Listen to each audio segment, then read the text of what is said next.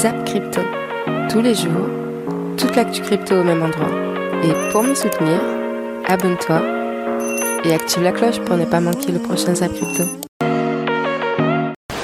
Bonjour la cryptosphère, on commence avec notre Fear and Greed Index côté crypto qui se trouve toujours dans la peur à 28. Du côté des marchés US, c'est pareil, on est toujours dans la zone de peur à 36. Je tenais à m'excuser pour ces quelques retards de zap et pour vous prouver ma bonne foi, il y aura un zap en fin de journée histoire qu'on soit pas à la bourre sur les news. Je sais que je n'ai aucune obligation, mais ça va faire bientôt 1 an que certains suivent le zap crypto et je ne peux m'empêcher d'être loyal à mon tour.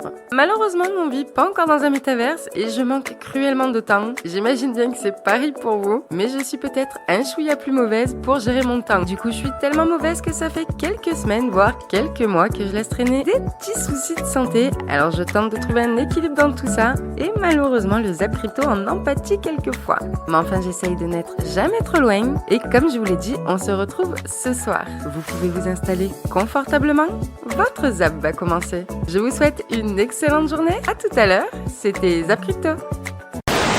Bon, est-ce qu'on passe vraiment 5 minutes à en parler ou on gagne du temps et on accepte que 2022 est legit la pire année de l'écosystème crypto? C'était une catastrophe. Et je peux pas m'empêcher d'avoir une petite pensée pour ceux qui sont rentrés après la TH de novembre de l'année dernière, qui se sont fait rect comme jamais. Si vous êtes là les gars, force à vous, le pire est sûrement passé, et vous verrez peut-être un jour à quoi ressemble un bull run. Je vous promets c'est cool, vous verrez, on peut gagner de l'argent et tout. Mais pendant cette année 2022, à défaut d'avoir gagné de l'argent, on a quand même gagné beaucoup d'expérience et tiré des leçons. Et pour fêter la fin de cette année bien pourrie, je vais vous faire la liste des 10 principales leçons que 2022 m'a permis de réaliser dans les crypto-monnaies pour éviter de refaire les mêmes erreurs.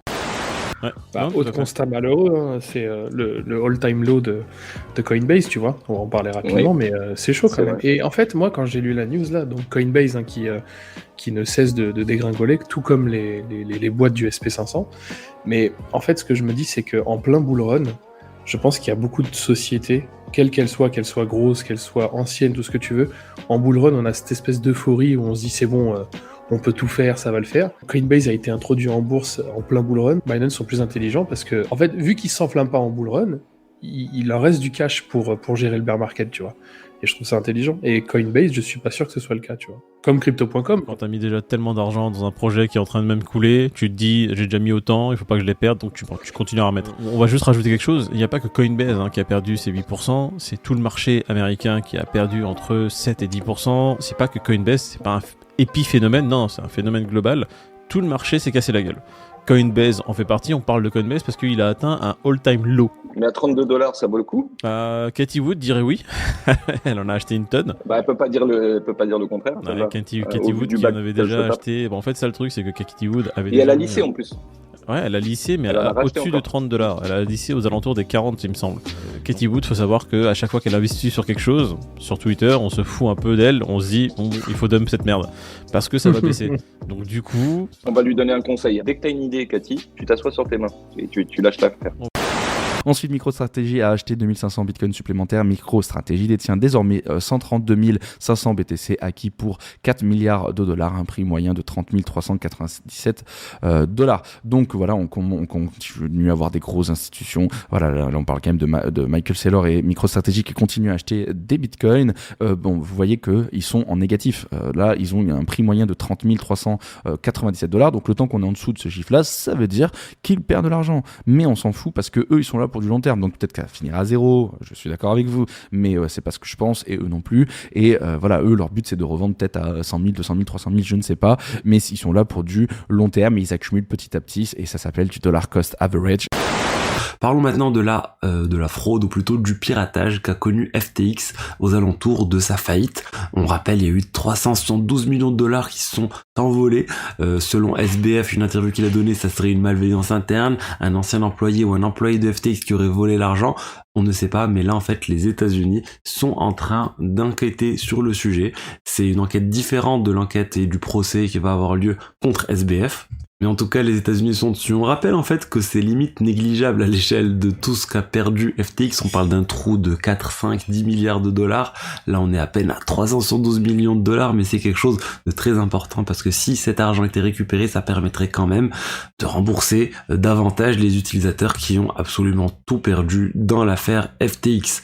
Les cryptos qui ont été volés, j'en avais parlé dans cette chaîne, il y a une grande partie qui a été transférée en Ether, puis de l'Ether, ils sont en train d'être convertis, ou ils ont été convertis sur du Bitcoin, et certains ont déjà atterri sur des mixeurs de Bitcoin pour rester complètement intraçables. Donc ça devrait être très difficile de récupérer tout ça, mais on sait jamais si c'est FTX, si c'est SBF et qu'il avoue être à l'origine de tout ça, peut-être qu'il rentre dans les parties, on ne sait pas, là c'est pure spéculation, mais il va se passer des choses, et tant mieux que les US enquêtent sur ce point. Alors l'affaire FTX, bien évidemment, la SEC aux États-Unis, c'est le gendarme boursier, va regarder de plus en plus les crypto-monnaies avec ce qui s'est passé sur FTX. FTX, ça y est, le patron là, il va être en jugement. Et la SEC commence à se poser des questions et à demander à avoir des attentes pour présenter beaucoup plus de transparence, parce que la preuve de réserve, c'est très bien, ce sont les réserves que vous avez, mais c'est très très loin d'un bilan d'une entreprise où normalement quand vous êtes audité, que vous êtes une société cotée, en particulier aux États-Unis mais partout dans le monde, vous devez présenter votre bilan, vos passifs et vos actifs. C'est bien de dire que j'ai tant d'actifs, ce qui est important de montrer c'est les passifs. Peut-être qu'ils ont 50 milliards de dettes, Binance par exemple, pour dire un exemple. Donc il y a la SEC qui commence à arriver un peu autour de cette histoire de proof de réserve et peut-être que bien évidemment de la réglementation qui devra arriver. En tous les cas, peut-être une accélération de la réglementation aux US en particulier.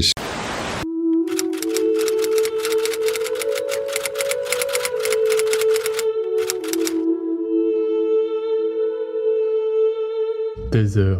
Ah, le fameux Tether. Ce fameux stablecoin que nous allons définir, approfondir, est loin, très loin, d'être la réserve de valeur dans laquelle tout le monde croit. Relation avec la criminalité, opacité, magouille en tout genre, mensonge et surtout réserve plus qu'inacceptable pour garantir une stabilité à $1. De son histoire à ses travers, vous comprendrez pourquoi son effondrement est fort probable et pourquoi il ne faut pas en détenir ou peu au risque de tout perdre comme FTX. Au-delà de ne pas en détenir, vous comprendrez à l'issue de cette vidéo que c'est un actif à surveiller puisque sa décorrélation et son effondrement constituent une opportunité intéressante de spéculer. Aujourd'hui appelé Tether, il est le stablecoin le plus utilisé dans le monde. Avec une capitalisation de 65 milliards, il devance de loin ses concurrents USDC, BUSD ou même DAI. Mais l'USDT ne s'est pas toujours appelé Tether. Tether ou USDT était anciennement Realcoin, lancé en 2014 sur la blockchain Bitcoin, dont son objectif était d'être stable, donc de valoir $1. Et un an plus tard, les partenaires ayant créé Realcoin vendent leur entreprise, leur société, à Bitfinex, qui rachète donc Realcoin et le prénomme Tether. À cette période-ci, à la tête de Bitfinex, c'est ce monsieur-là, Phil Potter, qui mène les opérations. Banquier chez Morgan Stanley, il se fera virer, puisque considéré comme grotesquement matérialiste et exclu, ce qui n'est pas forcément le genre de profil qu'on apprécie pour quelqu'un qui gère notre argent. Et donc en 2015, le nouveau Tether, anciennement Realcoin, appartient à la compagnie Tether Limited, une filiale de la compagnie basée à Hong Kong, Ifinex. Cette même société détient Bitfinex, le fameux exchange de crypto-monnaies dont on reparlera par la suite. Et donc dès lors, dès 2014, Tether Limited est domicilié au BVI, donc aux îles Vierges britanniques, dans une juridiction opaque, non régulée, où Tether peut agir en toute impunité sous les radars et peut s'adonner à tout type d'activité avec les fonds des clients sans être inquiété par la régulation ou les organismes de contrôle. Est-ce que ma crypto est stockée sur la clé? Ta crypto est stockée sur la blockchain. Et le nom de clé est plutôt bien trouvé parce qu'effectivement, ta clé Ledger, Trezor ou Keystone, eh bien c'est tout simplement la clé pour accéder à tes fonds. Car c'est elle qui contient la fameuse seed phrase et c'est cette seed phrase qui donne accès à tes fonds. Est-ce que ma clé doit être branchée à un ordinateur pour recevoir de l'argent? Non, pas besoin. Ton compte, il est sur la blockchain. Et tant que la blockchain continue de fonctionner, ton compte fonctionne. Que ta clé soit rangée quelque part dans ton jardin ou alors qu'elle soit au fond de l'océan avec des épaves, peu importe, tu pourras recevoir de l'argent dessus. Alors qu'est-ce qui se passe passe si ma clé se fait détruire? Et bien là, tu pourrais penser que c'est fini, c'est game over, mais absolument pas. Quand tu vas utiliser ton portefeuille physique pour la première fois, ton portefeuille va venir te générer une phrase de 12 ou de 24 mots. C'est cette phrase-là qui te permet de récupérer ton compte si un jour ton wallet physique se fait détruire, ou tout simplement que tu le perds. C'est pour ça que c'est super important de bien la stocker. Et si l'entreprise fait faillite, que Ledger, Trezor ou même Keystone font faillite? Parce que oui, c'est pas si improbable que ça. Des boîtes qui font faillite, il y en a souvent. Encore plus en ce moment de bear market. Là, je te rassure, les 12 ou les 24 mots que t'as mis de côté quelque part, eh bien c'est un standard. C'est-à-dire que l'écrasante majorité des hardware wallets que tu vas pouvoir utiliser, si tu viens rentrer ta seed phrase dans l'un d'entre eux, eh bien t'auras de nouveau accès à tes fonds. Ce qu'il faut bien comprendre, c'est que ton portefeuille physique, c'est juste un réceptacle qui va recevoir ta seed phrase. Et comment stocker et où stocker votre phrase mnémonique, vos 24 mots? Eh bien, il y a plusieurs solutions. Selon moi, la solution la plus safe déjà, c'est de pouvoir la stocker sur un format inébranlable, c'est-à-dire un format qui va résister aux aléas de la nature, donc au feu, à l'eau, etc. Donc j'ai pensé tout de suite à une plaque en métal comme celle-ci. Alors vous pouvez la faire vous-même si vous le souhaitez, ou alors vous pouvez l'acheter. Vous avez ça notamment chez Keystone, chez Ledger, chez Elipal, vous en avez plein. Et en gros, c'est une plaque sur laquelle vous allez mettre vos 24 mots. Donc vous mettez à chaque fois les 4 premières lettres. Vous n'avez pas besoin de mettre plus, car les 4 premières lettres permettent en fait d'obtenir le mot à partir du registre qui est donné sur le BIP 39 ou 32, je sais plus. Et donc à partir de là, vous pouvez obtenir vos 24 mots. Donc ça c'est pratique parce que ça résiste au feu, ça résiste à la corrosion et ça résiste à l'eau. Et aussi, vous pouvez le protéger par exemple des regards indiscrets qui voudraient l'ouvrir en mettant un cadenas. Comme vous pouvez le voir, il y a un trou sur la plupart. Et vous mettez un cadenas. Donc ça, c'est une solution qui est plutôt safe. Mais c'est pas suffisant en réalité. Si vous voulez vraiment être safe à ce niveau-là, vous en achetez 2. Ou alors, ce que vous faites, c'est que vous faites de la sténographie, c'est-à-dire que vous allez stocker votre clé privée, votre phrase mnémonique. Par exemple, vous pouvez la stocker dans une image, dans une lettre, dans un poème, etc., etc. Vous n'avez pas de limite à ce niveau-là. Moi, ce que je propose comme sécurité avec ce genre de plaque, ce que j'ai fait moi, c'est que j'ai stocké 2 plaques. J'ai mis 12 mots d'un côté et 12 mots de l'autre. Et après, je suis allé mettre une plaque à la banque et une plaque au notaire, tout simplement. Donc en fait, à partir de là, la personne qui voudra par exemple obtenir mes fonds, eh bien elle devra aller à la banque, braquer la banque, du coup, c'est un peu dur quand même, et elle devra aussi obtenir la deuxième clé, la deuxième partie auprès du notaire. Donc ça va être très compliqué. On a vu qu'aucune forme d'argent traditionnel ne remplit simultanément les 3 fonctions principales de la monnaie. On a vu aussi que l'invention de Bitcoin nous permet d'espérer pour la première fois d'avoir une forme d'argent qui remplit ces 3 fonctions simultanément. Et enfin, on a vu pourquoi Bitcoin risquait de démonétiser les autres classes d'actifs qui sont devenues monétisées au fil du temps et qui sont en partie utilisées aujourd'hui pour stocker de la valeur. J'espère que vous aurez compris que le but de cette vidéo n'est pas de dire que les autres classes d'actifs n'ont pas d'intérêt ou qu'il ne faut pas en détenir. La nuance est très importante. D'ailleurs, il ne faut pas oublier que Bitcoin pourrait tout à fait échouer pour une raison ou pour une autre. Mais par contre, s'il n'échoue pas, alors ses caractéristiques monétaires sont telles qu'il aura forcément un impact sur les autres classes d'actifs, et en l'occurrence, je pense qu'il risque de les démonétiser en partie. Si je devais résumer cette vidéo avec une seule image, je pense que cette illustration d'Anil qui compare l'invention de Bitcoin avec l'invention du smartphone conviendrait assez bien. À gauche, on voit que, dans les années 2000, l'invention du smartphone est venue grignoter la valeur qui se trouvait dans un tas de choses comme le répertoire téléphonique, les journaux, l'appareil photo, les cartes routières, etc. Le smartphone a été comme un trou noir qui a aspiré la valeur qui se trouvait dans toutes ces choses. Et bien, ce que le smartphone a fait avec tous ces objets, je pense que Bitcoin va faire un peu la même chose avec la valeur qui est stockée dans l'immobilier, dans l'or, dans les objets de collection, dans les actions, dans les obligations, etc. Pas la partie de leur valeur qui est due à leur utilité, mais la partie de leur valeur qui est due à leur utilisation actuelle comme réserve de valeur. Mais vous, qu'est-ce que vous en pensez? Est-ce que vous pensez que les autres classes d'actifs ne seront pas trop impactées par l'émergence de Bitcoin, ou est-ce que vous pensez plutôt, comme moi, qu'elles vont être en partie démonétisées au profit de Bitcoin? Qu'est-ce que tu en penses de cette idée justement, où ce dont on se rend compte, c'est qu'en Afrique, on a l'adoption, c'est-à-dire l'utilisation, et en Occident, pour faire large, quoi, Europe, États-Unis, pays riches, on a plus la spéculation, parce que on a moins besoin de Bitcoin au quotidien, quoi. Est-ce que tu peux expliquer un peu ce qu'on a vu en Centrafrique ou même au Ghana ou au Congo quand toi tu y es, ou quelle est la difficulté, quels sont les problèmes que résout Bitcoin, quoi? Oui, ici en Afrique, ça résout des problèmes que ça ne résout pas en Europe parce que on n'a pas les mêmes problématiques. C'est-à-dire que nous, on a une monnaie avec des facilités bancaires que beaucoup d'Africains n'ont pas. Donc tout simplement, hein, c'est une possibilité d'aller vers cette monnaie libre, accessible à tous. Voilà, et de leur permettre une inclusion financière que le système bancaire n'a jamais permis. Donc évidemment, ça a beaucoup plus de sens ici parce que c'est plus utile pour faire des transferts d'argent à l'international, même pour faire des paiements en interne. Voilà, enfin, ils y voient quelque chose que nous, occidentaux, ne voyons pas forcément. Il y a Jack Mallers qui a fait des annonces avec Cash App, notamment pour l'Afrique, qui expliquait que pour envoyer des dollars au Nigeria, c'était déjà une tannée quand c'était possible, parce que la plupart du temps on vous dit non, là-bas c'est pas possible, et en plus que les frais sont mortellement élevés, quoi. Oui, ça fait des années qu'on en parle tous les deux, hein. On le sait bien que les frais sont violents, de certains pays d'Afrique à d'autres pays d'Afrique, c'est carrément une usure incroyable. Voilà, donc évidemment, Bitcoin apporte, nous on le sait depuis longtemps, hein, Bitcoin apporte des solutions. Ce qui freine encore une adoption plus généralisée, c'est évidemment la volatilité, mais bon, ça se résout avec des stablecoins, avec des wallets adaptés. Ces solutions-là sont en train d'arriver. Ouais. Et on va finir le fil Twitter encore avec un tweet de Good Value qui nous dit le marché crypto est trop dangereux, pour l'investisseur, il faut vite le réguler, mais que dire de la bourse ultra régulée dont les performances catastrophiques en 2022 en auraient rect plus d'un. Il faut arrêter de prendre les gens pour des dindons. Et voilà, c'est vrai, on pense notamment à Aurore Lalu qui tape tout constamment sur les cryptos en disant que c'est pas régulé, les investisseurs sont ruinés, etc., etc. Mais regardez la bourse américaine, on voit notamment, bon, Coinbase c'est peut-être pas le meilleur exemple, mais Roku, Snapchat, Tesla, si vous avez investi 1000 euros, vous voyez, vous aurez plus que 160, 180, 280 euros, Spotify 310. Donc voilà, il y a aussi de grosses baisses sur le marché boursier.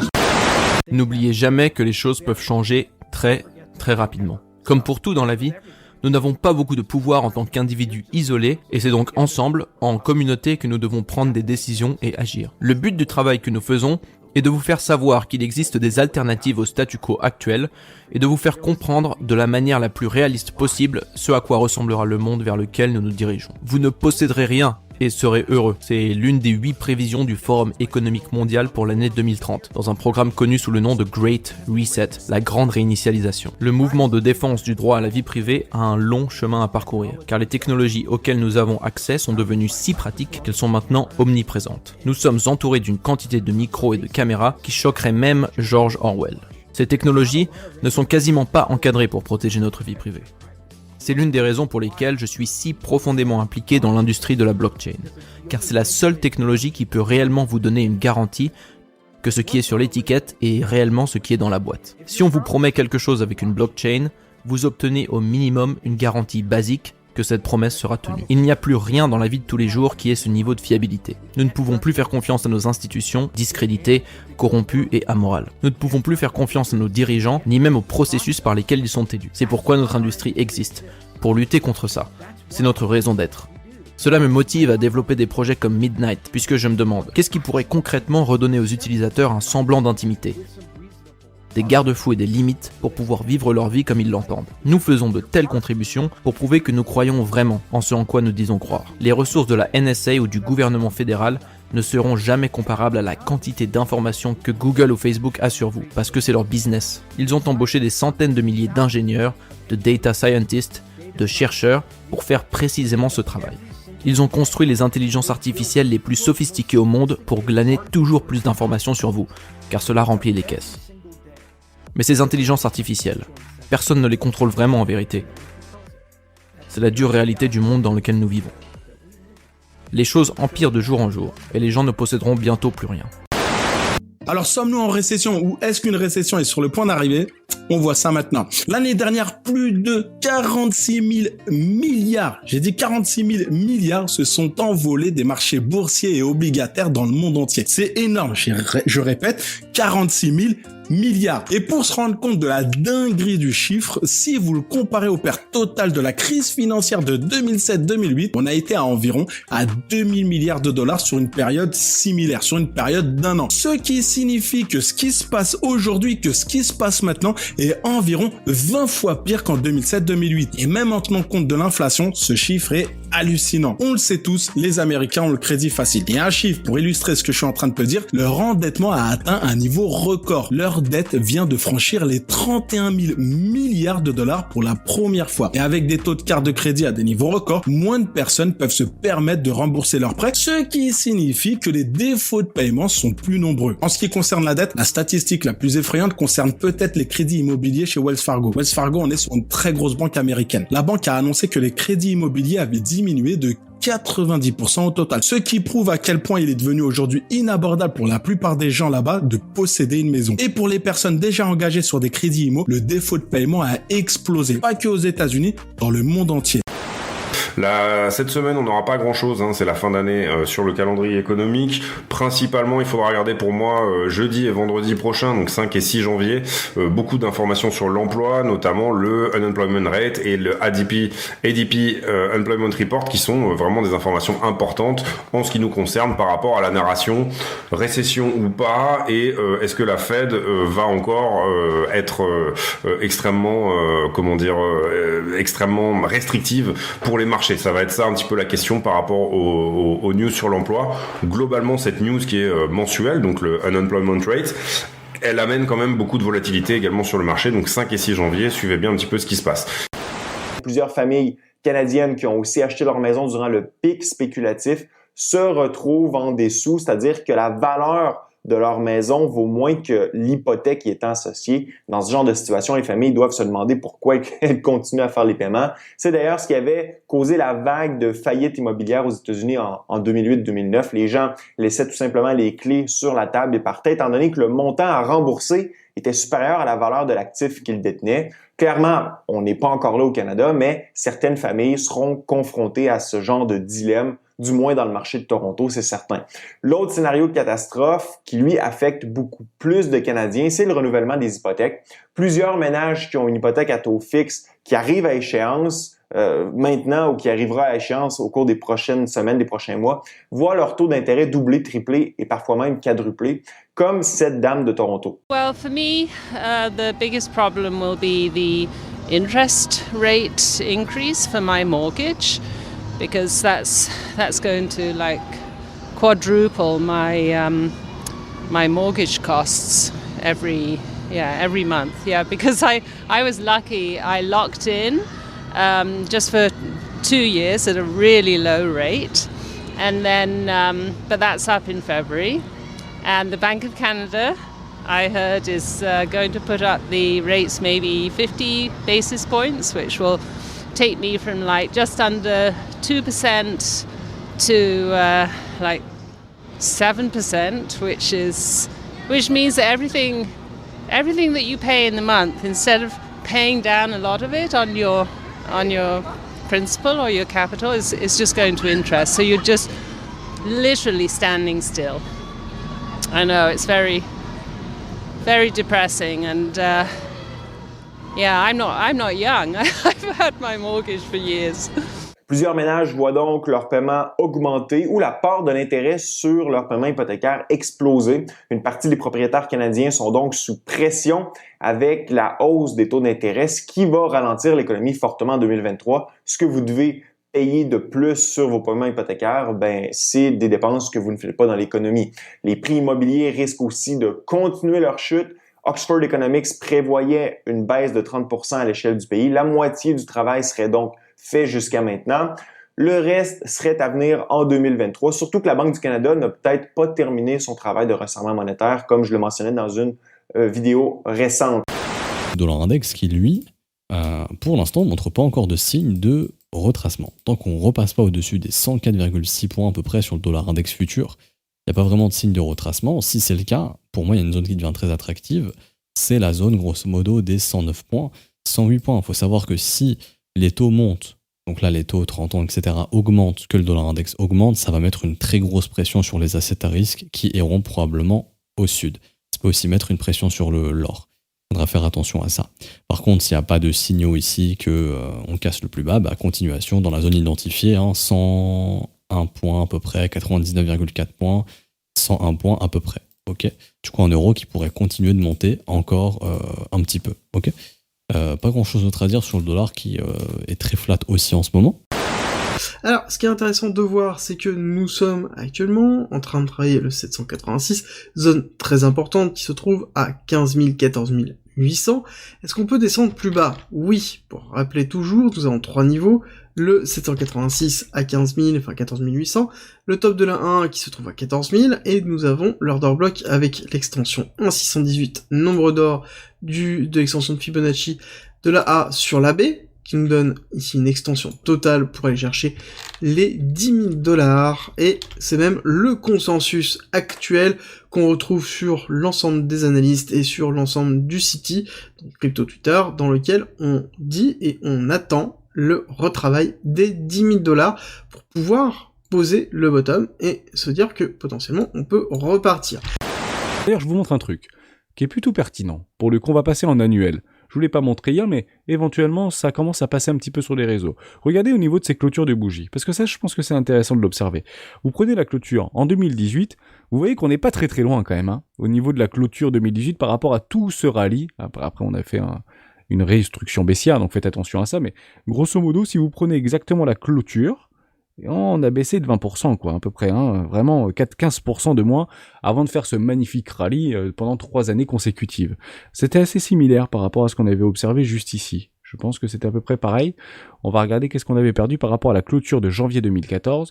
On avait perdu, quand même 50%. Beaucoup moins de liquidité à ce moment-là, donc beaucoup moins d'attente, si vous voulez, par rapport au marché.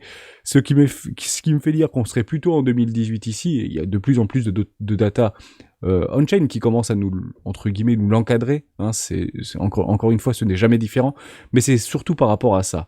Moi, par rapport à ces poches de liquidité qui attendent complètement et ces ordres qui attendent en limite, je pense pas qu'on irait beaucoup les traverser, sauf s'ils disparaissent tous parce qu'il y a une news catalysante perturbatrice, je sais pas, la chute de Binance par exemple, la chute de Coinbase, pourquoi pas, j'en sais rien, la faillite de Coinbase ou la faillite de Binance, allez savoir, hein, c'est clairement un signe noir qui serait dévastateur pour le marché, ne pensons pas que ce soit bullish, ce type de news, mais pour l'instant je ne les vois pas. Je trouvais ça plutôt intéressant de vous le remontrer, puisque généralement quand on clôture des années comme ça, on va pas chercher beaucoup plus loin, bien évidemment. Et puis derrière on pourrait très bien faire ce type de choses, hein. Vous connaissez cette histoire, on va chercher beaucoup plus haut, et puis derrière on revient chercher le range, et puis après on attend 2024 par rapport à la ligne, on structurera une énorme zone de réaccumulation. Exactement ce qui s'était passé précédemment, c'est clairement ce que j'encadre personnellement. Je pense qu'on est très proche des bottoms de marché.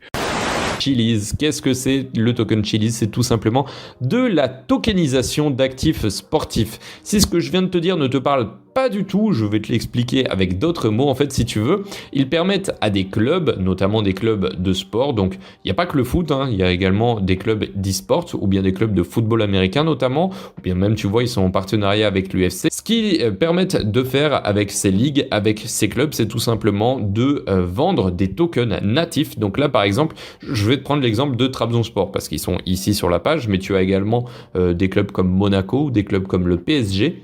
Ils vont créer en fait un jeton PSG, un jeton Monaco, un jeton Trabzonspor que tu pourras acheter en tant que fan, et le fait de posséder ces tokens te permettra d'une part de voter pour tout plein de choses qui concernent ton club, donc notamment un petit peu comme un DAO, c'est-à-dire tu vas pouvoir avoir une influence sur ton club et changer le slogan qui est affiché dans les vestiaires, ou bien tu vas pouvoir participer à des entraînements. Je sais que moi perso j'ai du token Monaco parce que je suis fan de ce magnifique club de sport. Bien récemment ils ont lancé un partenariat avec Monaco où si tu détenais plus d'une 50aine de jetons, donc c'est-à-dire une 50aine d'euros, tu pouvais participer en fait à la séance d'entraînement avec le club contre les joueurs. Donc vraiment ça te permet en fait de posséder un petit peu, c'est pour ça que leur application s'appelle Socios, c'est ce qui se fait beaucoup dans le football espagnol, c'est-à-dire que tu deviens une partie prenante de ton club, un investisseur en quelque sorte de ton club, et qu'en échange les récompenses sont vraiment des récompenses de fans, donc tu vas pouvoir te rapprocher de ton équipe ou bien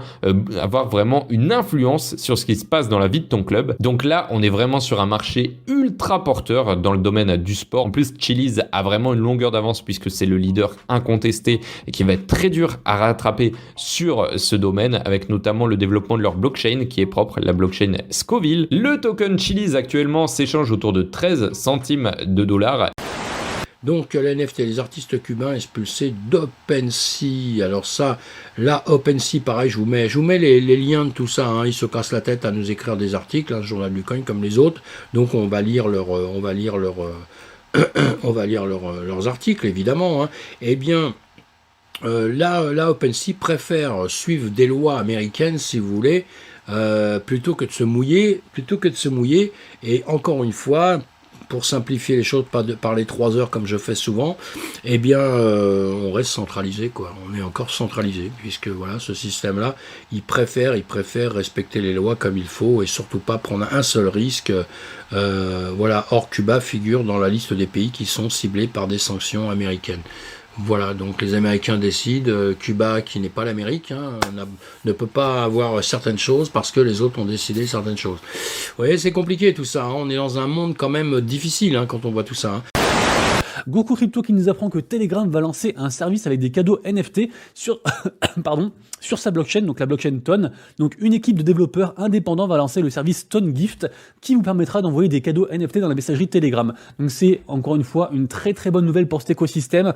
Je pense vraiment qu'il faut s'y intéresser. Ça fera partie en fait sans aucun doute des écosystèmes de 2023 à vraiment checker, à surveiller vraiment. Mais j'ai envie de dire, j'ai très peur en fait de louper une sorte de hype. J'ai pas envie de tomber dans du FOMO, mais j'ai peur de louper vraiment l'opportunité avec cette blockchain-là, avec du coup Telegram. Donc c'est un truc que je surveille très attentivement et j'espère que je serai au rendez-vous quand ils sortiront des dingueries, parce qu'ils vont en sortir, c'est certain.